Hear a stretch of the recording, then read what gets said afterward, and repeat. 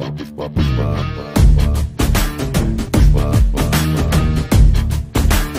आजच्या प्रॅक्टिकल मध्ये आपण बघणार ॲमीटर आणि व्होल्टमीटरचे कनेक्शन. म्हणजे ॲमीटर आणि व्होल्टमीटर हे कसे वर्क करतात, त्याचे कनेक्शन काय आहे, सर्किटमध्ये कसं जोडावं लागते हे आपण आजच्या प्रॅक्टिकल मध्ये बघू. आता जो कनेक्शन आहे ते आपल्याला बघावं लागतं. एक ॲमीटर घेतला, एक व्होल्टमीटर घेतला. ॲमीटरचं जे कनेक्शन आहे ते काय केलं आपण सिरीज मध्ये जोडलं, म्हणजे काय केलं फेज मध्ये जोडलं आपण. आणि व्होल्टमीटर जे आहे 1 पॉईंट फेजला दिला, 1 पॉईंट न्यूट्रलला दिला. बरोबर आहे. याची रेटिंग दिसून राहिली, किती दिसून राहिले 230.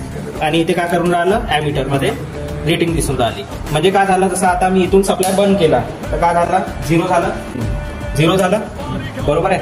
पण जसं आता सप्लाय चालू केला पण काय झालं, करंट वाढला, म्हणून लोड वाढता म्हणजे काय झालं, करंट वाढला.